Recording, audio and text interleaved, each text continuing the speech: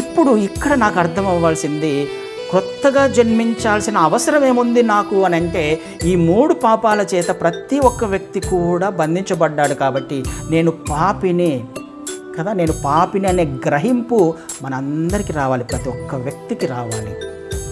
ఈ పాపము నన్ను నిత్య నరకానికి తీసుకువెళ్తుంది అనే గ్రహింపు ప్రతి వ్యక్తికి రావాలి.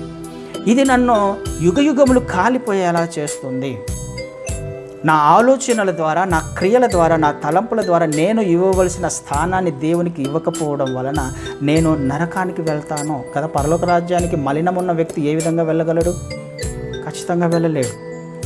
ఇక్కడ నాకు క్రొత్తగా జన్మించడము అనే అర్థానికి ఇప్పుడు అర్థమవుతుంది. నాకు ఈ పరిస్థితిలో ఉన్నప్పుడు నేనేం చేయాలి? వాక్యం ఏం సెలవిస్తుంది? క్రొత్తగా జన్మించాలి. ఈ విషయాలన్నీ, ఈ పాపాన్ని ఎవరు తీసివేయగలరు?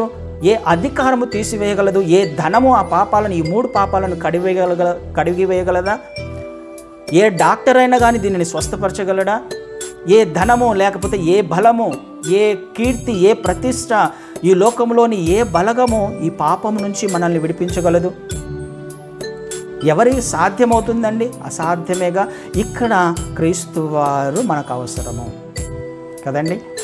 ఇక్కడ ఆయన రావాలి మనకి. క్రొత్తగా జన్మించడం అంటే ఏంటి? ఇప్పుడు ఈ పాపాలన్నీ నేను పోగొట్టుకోవాలి, నేను నిత్యత్వంను సంపాదించాలి. అలాంటప్పుడు నాకు ఈ పాపాలన్నీ కడిగివేయబడాలి. ఇది ఎవరి వలన కూడా సాధ్యం కాదు, ఎవరి వలన కూడా సాధ్యం కాదు. మరి ఈ పాపాలన్నీ ఏ విధంగా కడిగివేయబడతాయి, ఏ విధంగా పోతాయి? అందుకనే వాక్యం సెలవిస్తుంది, క్రొత్తగా జన్మించితేనే కానీ. జన్మించడానికంటే ముందు జరిగిన సందర్భాలు ఇవి.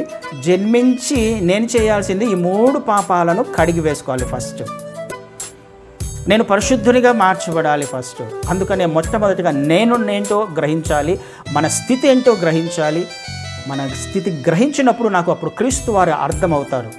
ఆయన ఎందుకు ఈ లోకంలోకి శరీరధారిగా వచ్చారో అర్థమవుతుంది కదా. అసలు క్రొత్తగా జన్మించడం అంటే ఏంటో అర్థమవుతుంది కదా. క్రొత్తగా జన్మించడం అని అంటే పాత జీవితము ఏమైపోవాలి కదా. పాత జీవితం అనేది ఉండకూడదు అనేది అర్థం. పాత జీవితం ఉండకూడదు అనేటప్పుడు ఇప్పుడు నేను చేయాల్సిన పని క్రీస్తు వారిని నా సొంత రక్షకుడిగా అంగీకరించడమే క్రొత్తగా జన్మించడం.